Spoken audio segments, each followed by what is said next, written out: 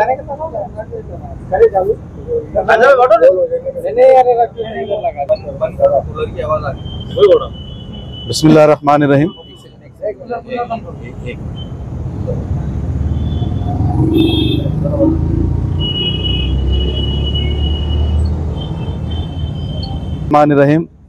अजीज़ भाइयों, अस्सलाम वालेकुम रहमतुल्लाहि व बरकातुहू। 18 अक्टूबर 2024 बरोज़ जुमा को सरलाबेट मार्च को पुलिस ने इजाज़त देने से इनकार कर दिया है। उनका कहना यह है कि इलेक्शन आचार संहिता और फिर फ़िरक़ावाराना माहौल के ख़राब होने के तहत इजाज़त से इनकार किया जा रहा है। मुस्लिम नुमाइंदा कौंसिल की हंगामी मीटिंग मुनक़िद हुई और कुल जमाती विफाक महाराष्ट्र के मेंबरान से गुफ्तो शनीद के बाद सरलाबेट मार्च की कॉल मुलतवी की जाती है। रियासत महाराष्ट्र के वो तमाम हजरात जो इस सिलसिले में कोशिश कर रहे थे, उन्हें ये इत्तला दी जा रही है। जिन हजरात ने इस सिलसिले में कोशिश और जद्दोजहद की है, अल्लाह ताला इनकी कोशिशों को शर्फ़ क़बूलियत अता फ़रमाए और इनकी नेकियों में इजाफ़ा फ़रमाए। आमीन वस्सलाम।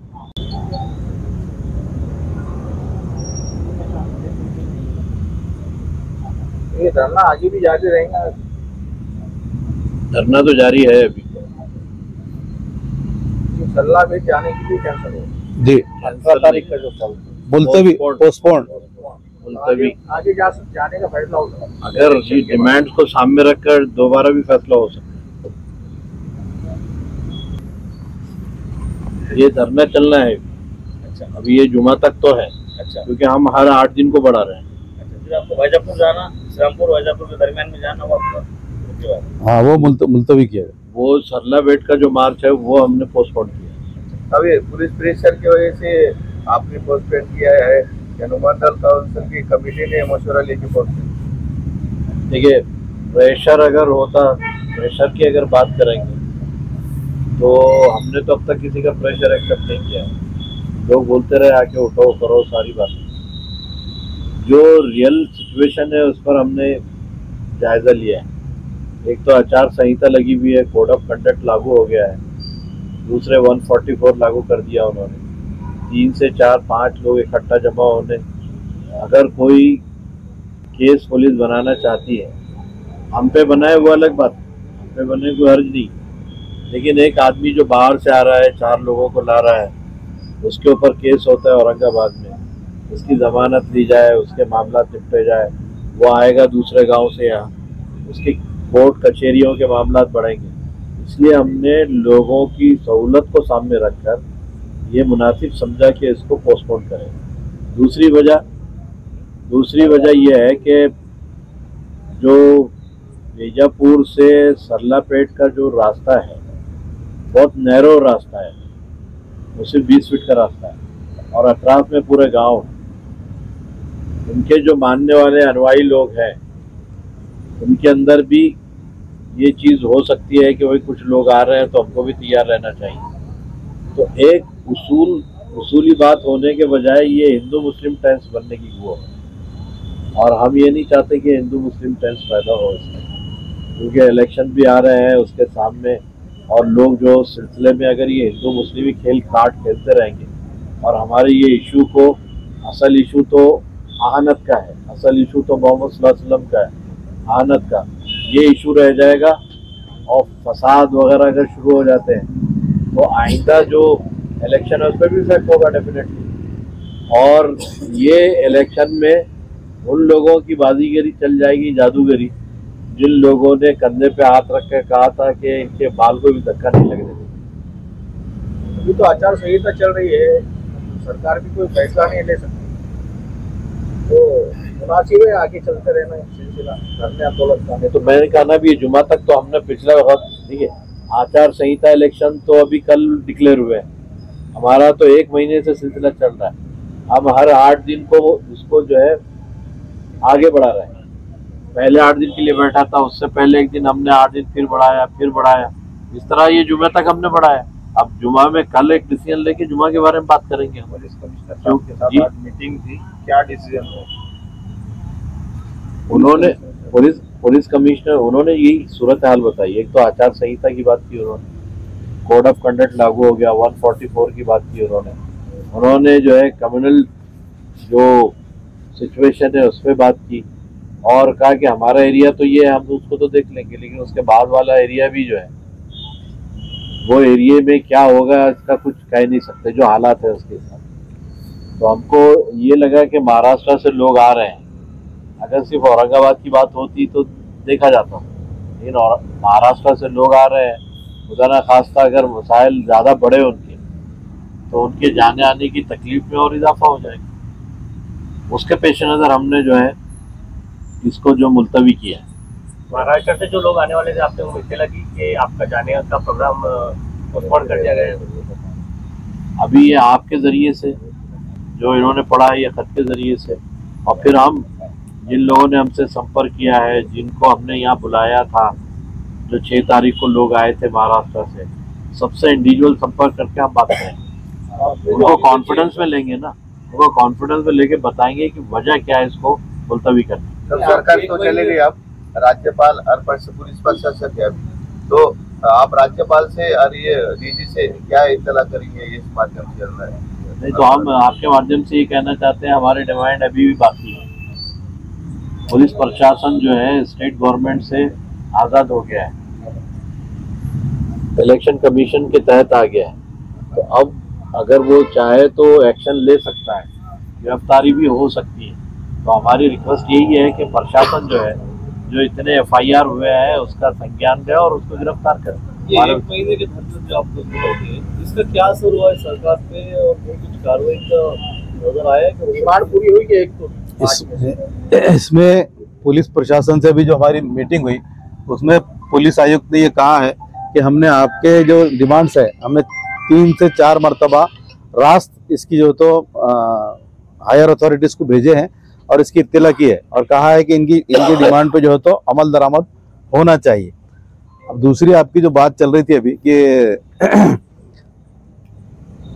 अभी क्या बात हुई, हाँ, कि इसके असरात ये हुए कि उन्होंने मतलब हमारे ताल्लुक से बहुत सीरियस जो तो उन्होंने अपने तरफ से रिकमेंड भेजा है और इस पर हाँ, एक बात हमने ये की उनसे कि अब आपको किसी किस्म का कोई प्रेशर नहीं है क्योंकि गवर्नमेंट चलेगी, अब कोड ऑफ कंडक्ट लागू होगा, तो हमने ये कहा उनसे कि अब आप डायरेक्ट एग्जीक्यूट कर सकते हैं, तो आप एग्जीक्यूशन क्यों नहीं करते? अभी हमारी सिंपल एक डिमांड है कि इतने FIR होने के बाद उसको अरेस्ट क्यों नहीं किया गया? तो आप अरेस्ट कर लीजिए उसको, हम एक मिनट में धरना खत्म कर देंगे।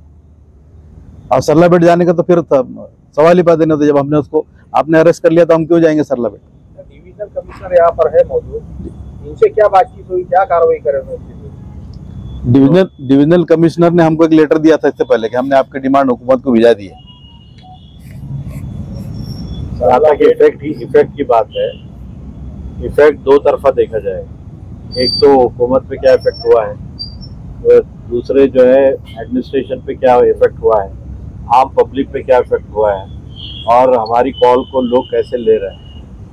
देखिए, हम गवर्नमेंट की तो बात बता दी उन्होंने कि जो कुछ उनके जो हायरार्की में जो लोग थे उनको बता दिया गया, लेकिन यहाँ पर 2 दिन का एक दास्तान दक्कन प्रोग्राम था, उसका हमने यहाँ से बैकआउट किया और खुद आप लोगों के चैनल शायद गवाह होंगे कि हज़ारों कुर्सियाँ खाली पड़ी थी। ये इफेक्ट पब्लिक का है। हमने यहाँ से कॉल की थी कि महाराष्ट्र में लास्ट फ्राइडे को पूरे महाराष्ट्र में जहाँ जहाँ पॉसिबल है वहाँ धरने दिए जाए, मेमोरेंडम दिए जाए। हमारी कॉल पर लोगों ने लब्बैक किया, एक बड़ी तादाद में महाराष्ट्र में दिया। तो इफेक्ट जो है कहाँ है, कैसे है, ये तो हमारी भी समझ में आ रहा है, हुकूमत की भी समझ में आ रहा है, लेकिन ये हुकूमत गूंगी, बहरी, लंगड़ी, लूली और अदालत पे बोझ बनी हुई गवर्नमेंट थी, जो अब 2 महीने के अंदर घर जाएगी। तो अब ये हुकूमत तो ऐसे भी कुछ नहीं कर रही थी और अब क्या कर सकती है? अभी तो कुछ नहीं कर सकती है, ये सब आचार संहिता लागू होने की वजह से। तो अब कम से कम एक सेकंड लाइन में या सेकंड फेज की बात हम कर रहे हैं कि जो लोग आने वाले दिनों में मुसलमानों से कुछ उम्मीद रखते हैं, वो लोग अपने मैनिफेस्टो में ये चीज को लाने की कोशिश करें जो हमारे डिमांड्स हैं। गिरी और आने का मामला एडमिनिस्ट्रेटिव है, वो तो कभी भी हल हो जाएगा। लेकिन ब्लास्फेमी एक्ट को इंट्रोड्यूस करवाना, रीनेमिंग के लिए कोशिश करना, संभाजी नगर औरंगाबाद जो दो अलग अलग शहरों के नाम रखना, ये हमारा पब्लिक डिमांड है, इसको उन्हें कंसिडर करना पड़ेगा। और हमारा पूरा मूवमेंट जो हम 1 महीना के, हमको मालूम है कि जो शिंदे सरकार थी हमारी कोई डिमांड वो एक्सेप्ट नहीं करेगी, हमको 100% इसका इल्म। लेकिन हम बैठे हुए इसलिए है कि अब से 2 महीने पहले जो तब्दीलियां आने वाली है महाराष्ट्र में, हम उन लोगों को जो है बताना चाहते हैं कि वो आने से पहले इसकी तैयारी करें जो हमारे डिमांड्स। सर, किसी पॉलिटिकल पार्टी ने आपको तयक़ुन दिलाया है कि हम मैनिफेस्टो में ये सारी चीजें लेकर आने वाले हैं? एक पार्टी ने तो कहा है कि हम जो है पैगंबर बिल लेकर आएंगे, इसको मैनिफेस्टो में जगह देंगे। दूसरे लोगों ने कहा है कि हम चर्चा करेंगे और इसको लाने की कोशिश करेंगे। एक पार्टी ने कहा है कि अगर हमारी सरकार यहाँ बनती है तो ब्लास्फेमी एक्ट को हम जरूर इंट्रोड्यूस करेंगे। ये बातें की है। अब देखते हैं कि 29 दिन के दरमियान में आपके पास वीआईपी लोग, अदर कास्ट के कितने लोग आकर के, कौन कौन विजिटर नाम के साथ बताइए जरा बताओ। डॉक्टर कल्याण काळे जो हाई लेवल पे बताइए, हाई लेवल पे। तो शहर के हो गए, अपने बाहर के लोग, दिल्ली, भोपाल वगैरह से आए थे। कौन कोई वीआईपी आकर गए क्या आपके पास? भैया हमारे पास तो जो भी आ रहा है वीआईपी समझ के हम वेलकम कर रहे हैं, क्योंकि जब सरकार सुन नहीं रही है तो गरीब आदमी हमको हमदर्दी दे रहा है, हमारे लिए वही वीआईपी है। और जो अम्बेडकर साहब आए थे, धन्यवाद। ठीक है, ऐसे लोग तो बहुत आए। सामने अभी चुनाव है, कुछ पार्टी आपको आश्वासन दे रही है तो भाई आपकी डिमांड्स को हम पूरा करेंगे, मैनिफेस्टो मिलेंगे, क्या आपको उन पार्टियों को भरोसा है? देखिए, जब तक लिखित फॉर्म में आता नहीं है हमको किसी पे कोई भरोसा नहीं। अगर वो नहीं करेंगे तो हम मुलतवी कर रहे हैं, हमारे सारे प्रोग्राम मुलतवी कर रहे हैं, फिर से शुरू करेंगे हम। अगर उन्होंने इसके ऊपर ध्यान नहीं दिया और वो चीजें नहीं की तो ये जगह तो कहीं जाने वाली नहीं है, ये हमारे लिए परमानेंट हो जाएगी। और ऐसा नहीं है कि जो है जो मूवमेंट्स है वो महीना 2 महीने में चल के खत्म हो जाते हैं। शायद आपको मेघालय का एक मूवमेंट मालूम होगा, एक लेडी ने सिर्फ एक लॉ जो इम्प्लीमेंट था उसको हटाने के लिए 20 साल तक जो है प्रोटेस्ट किया है। 20 साल की थी, 40 साल की हो गई, कोमा में चली गई हो। तो करने वाले ये करेंगे, जब हमने सोचा अगर करना है तो बिल्कुल करेंगे, अगर वो हमारी डिमांड पूरे नहीं करेंगे। सर, जैसा कि आचार संहिता लग गई है, इलेक्शन डिक्लेयर हो गए, तो जो हमारा धरना आंदोलन था उसकी शक्ल और सूरत में कोई तब्दीली आएगी? देखिए, धरना हम लोग डिमांड किससे कर रहे थे? स्टेट गवर्नमेंट से। स्टेट गवर्नमेंट पावरलेस हो गई है, तो वो तो चाहे भी तो आप कुछ नहीं कर सकती हो। अगर वो चाहे कि ये लॉ बनाया जाए, ये बनाया जाए, वो नहीं कर सकती। अब जो गवर्नमेंट बन के आएगी, जिसकी भी गवर्नमेंट बन के आएगी, वो जो है ये कर सकती है। तो हम आने वाली गवर्नमेंट को भी मुतनब्बे कर रहे हैं कि वो इस सिलसिले में ज्यादा नोटिस ले और इस पर ज्यादा अमल करे। सरला बेट पूरे महाराष्ट्र से लोगों को ले जाने की बजाय 4 या 5 लोग जाकर महाराष्ट्र से बात नहीं करते, उनको समझा नहीं सकते। सरला बेट ये बात भी है, लेकिन वो है कि वो मिलने को तैयार नहीं है। अलबत्ता एक जो मशवरा, एक तजवीज़ ये आई है कि नासिक के एसपी से जाकर मिलकर वो जो तमाम हम जो बात करना चाहते हैं, क्योंकि वो उनके एक्यूज्ड है एफआईआर के हिसाब से कि तुम्हारे एक्यूज ने गलत क्या बोला और सही बात क्या है, उनको आप सबमिट कर सकते हैं। एक राह लीगली ये है, अगर वो नहीं मिलना चाहते हैं तो जबरदस्ती से किसी की गर्दन झुका के मिलने में मजबूर नहीं किया जा सकता। तो यानी कि आप ये कहना चाह रहे हैं कि अभी तक जो आपका धरना आंदोलन होने के बाद, देखिए, पहले भी हुकूमत से था और कल भी हुकूमत से ही रहेगा, क्योंकि वही लोग जो है हमारे डिमांड्स को पूरा कर सकते हैं। यानी कि धरना मुसलसल चलता रहेगा जैसा अभी तक चलता आ रहा है। मैंने कहा ना कि ये जो है आचार संहिता की वजह से कोई गवर्नमेंट नहीं है,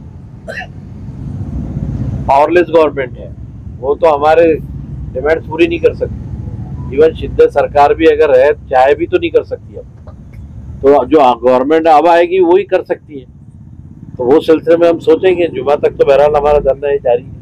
क्या अपील करेंगे आप मुसलमानों को इलेक्शन से के ताल्लुक से, क्या आह्वान करेंगे, किस दिशा में देखिए हमारे पास ऑप्शंस बहुत हैं, लेकिन ये कैसा है, ऑप्शंस पे सोचते रहना, करते रहना ये ज़रूरी है।